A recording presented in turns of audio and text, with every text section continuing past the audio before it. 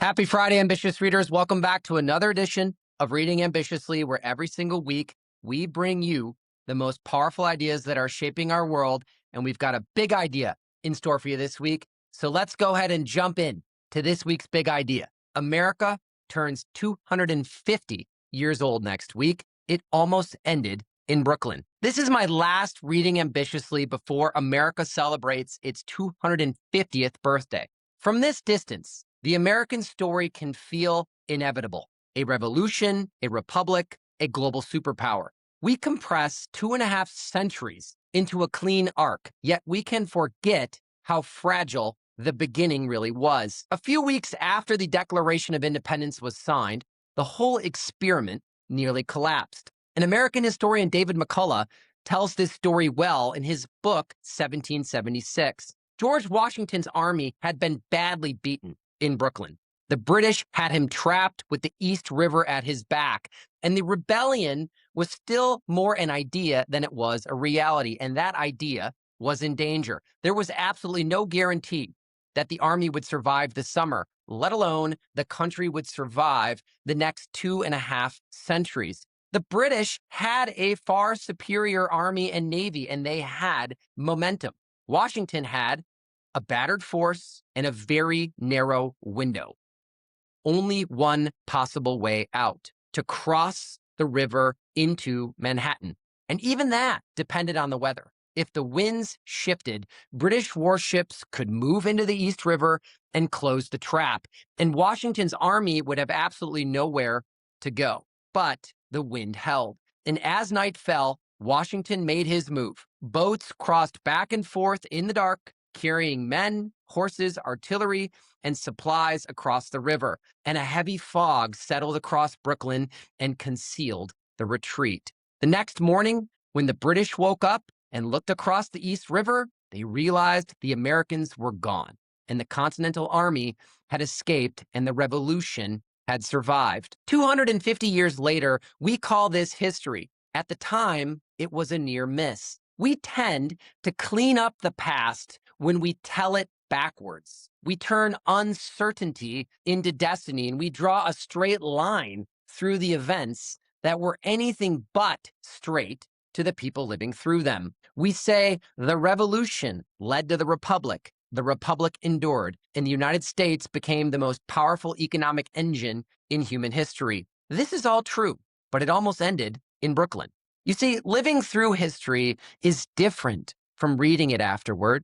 People make decisions with incomplete information. Leaders, they carry doubt they cannot show, and good luck and good judgment become tangled together. The line between survival and collapse can be thinner than anyone wants to admit.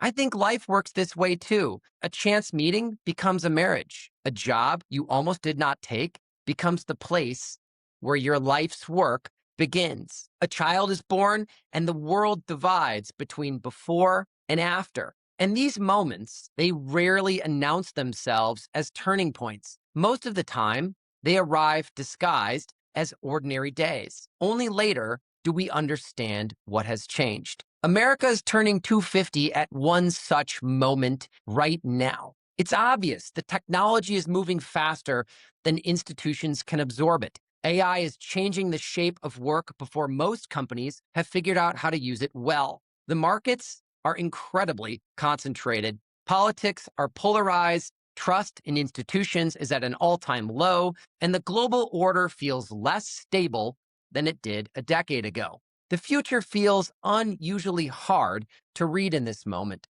And when the future gets hard to read, fear fills the empty space. The decline narrative has a certain appeal because it gives anxiety a plot. It takes every bad headline, institutional failure, political dysfunction, technological disruption, and then arranges them into a story with a clear destination.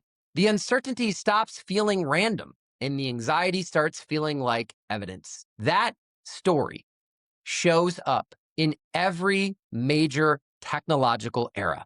The new thing is too powerful. Institutions are too weak. Incumbents are too entrenched. The jobs will disappear. This will be the generation that finally loses control of the machine. Well, the printing press threatened existing authority.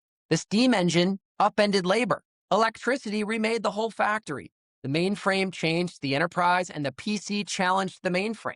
The internet, it rewired distribution. And now the world's information is available 24/7 in our pockets. AI is forcing the next question. What happens when software stops waiting for us to push the buttons and starts pushing the buttons for us? That is a very serious question with a lot of implications. There is no doubt that AI will disrupt. It will expose weak business models, institutions, and strategies. It will create winners and losers. And it will move faster than many people want and probably slower than the loudest people predict. The mistake is treating the first pain of transition as the final verdict on it. Because new technologies break old patterns before the new ones are fully visible. The future tends to arrive unevenly, and people experience disruption before they ultimately experience abundance. And this is why turning points feel so unstable, because the old world has begun to break, but the new one has not yet become useful enough to feel inevitable. And this is where history helps, not because it gives us the script, but it can give us the pattern. While each era may look different on the surface, underneath the same arguments keep coming back. Centralization versus decentralization, open versus closed, regulation versus innovation, and fear versus adoption. Every cycle has its dominant players, and every cycle has its skeptics. And of course, the people who insist the incumbents are unbeatable, and the people who insist this whole thing is a bubble.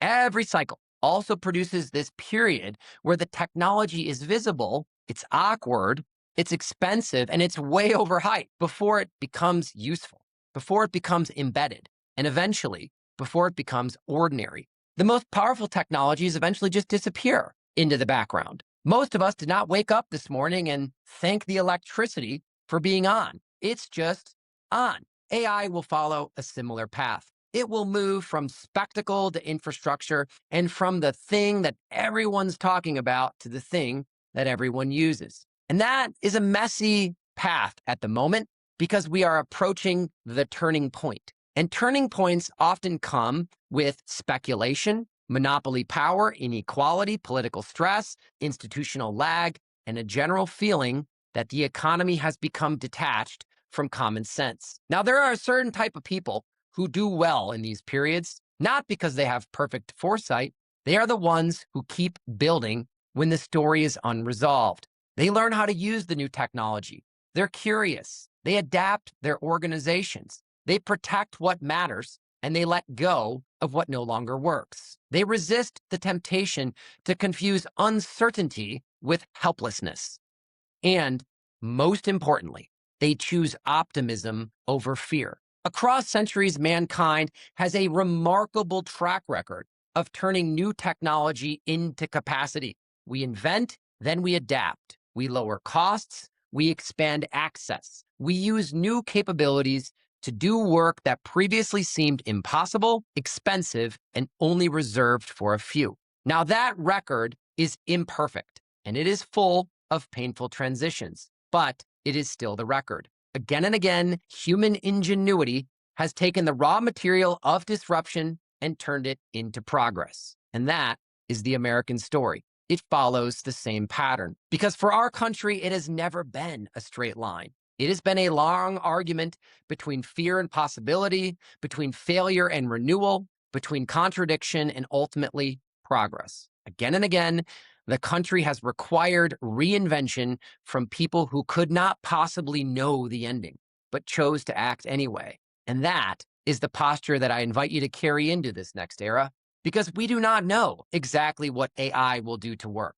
We don't know how institutions will respond. We don't know what companies will matter in the next 10 years. We have no idea what the next chapter of the American story will look like. But still, all of us, not just Americans, have agency, and we can use that agency to live our ideals. We can be builders. We can learn from one another. We can reskill. We can invest in people. We can make the new thing useful, and we can preserve what deserves to endure while finding the courage to change what no longer works. History is shaped by the people living inside of the uncertainty. It is shaped by the people who keep rowing in the fog, who move before the outcome is obvious, who carry the idea forward long enough for it to become real. George Washington did not know how the story would end when he crossed the East River. He only knew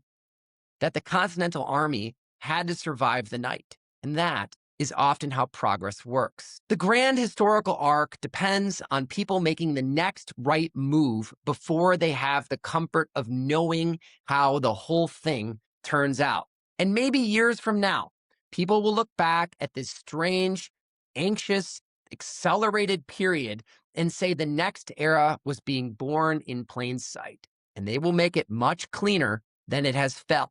They will draw that line backwards and give the story a shape none of us can see right now.